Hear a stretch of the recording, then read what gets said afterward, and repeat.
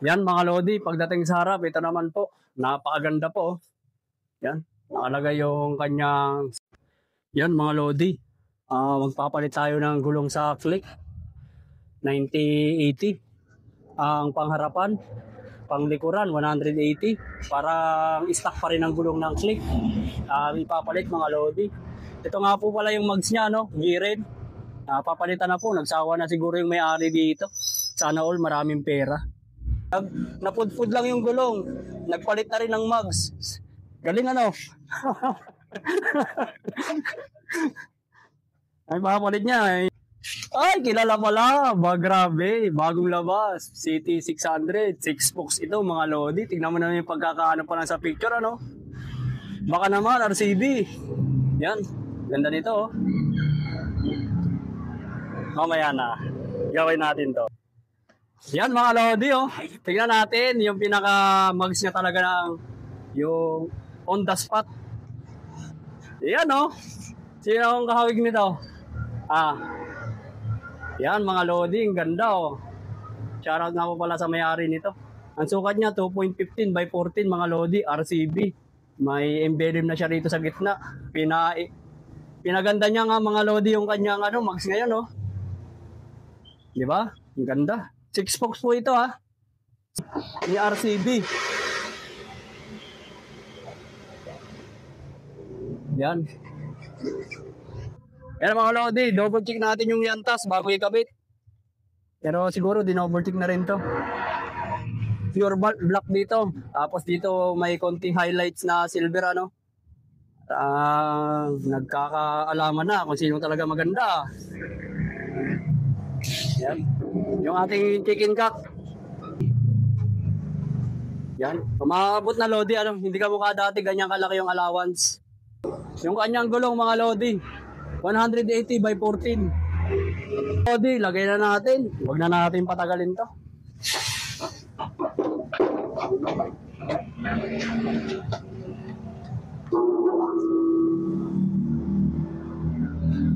Medyo dahan-dahan tayo.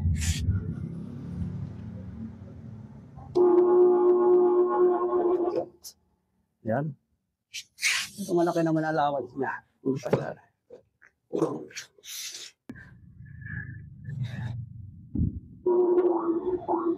Yan mga Lodi.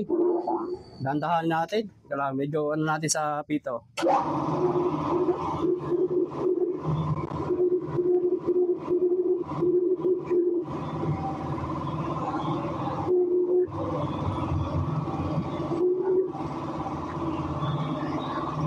Kasi mga Lodi, dapat hindi yun pumunta dyan.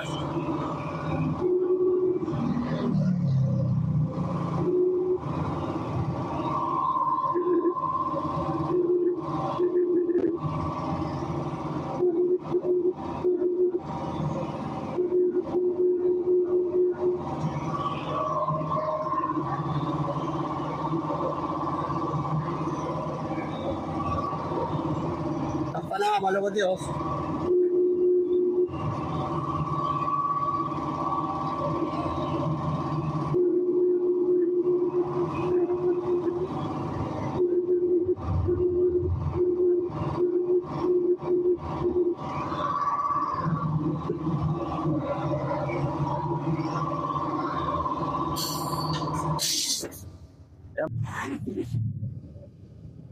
Napakaganda nito mamaya. Makikita nyo mamaya sa motor.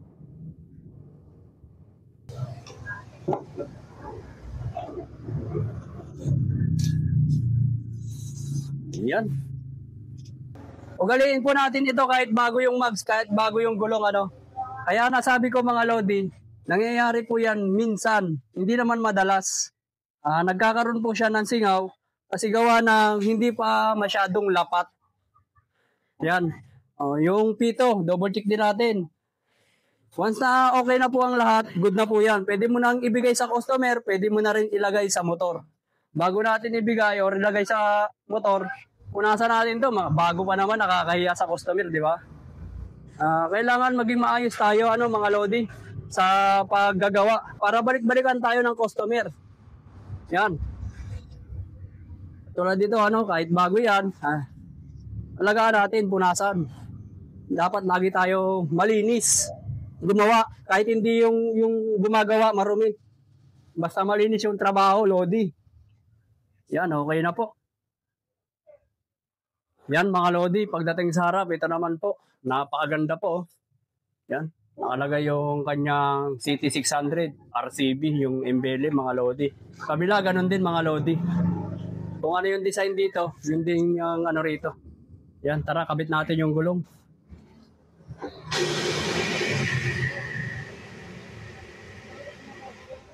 Sa 9080 mga Lodi. Yan, 9080. Ano boss, susundin natin yung rotation or yung groove niya? Yung rotation. Yan, kasi kahapon mga Lodi, yung kinabit natin na ano ba yun? Na Motaro na mags, ganito rin yung gulong. Ang gusto ng may-ari, ang takbo ng gulong pa ganyan. Yung groove niya. Pero ang rotation talaga niya sa una, nakaganyan. Yung takbo, pag ganun, pag ganyan.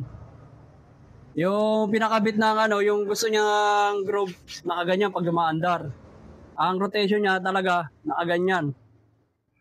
Yung rotation niya, mga Lodi, Yan. Dapat sumusunod rin tayo sa rotation. Nakadepende na rin po sa may-ari, mga Lodi, Hindi ko kayo pinapangunahan. Nakadepende po yan sa may-ari. Ang click sa kaliwa po yung rotor. So, ibig sabihin, nakaganyan siya. Ang rotation niya. Ang tamang rotation, ito po. Yan, marami kasing naguguluhan dyan Lalong-lalo po sa hindi pa po nakakaalam, Yung may mga motor na bago pa lamang, pag nagpapakabit ng gulong, sinasabi mali raw. Tinuturo namin kung ano yung tamang rotation, Pero sa customer natin kahapon, sa Motaro, alam niya po yung rotation. Ang sa kanya, mas maganda raw nakaganon. Hindi nakaganyan, Nakadepende na lang din talaga yan sa iyo. Kung susundin mo yung rotation, walang problema. Kung susundin mo yung groove, walang problema. Ikaw naman po kasi ang driver dyan.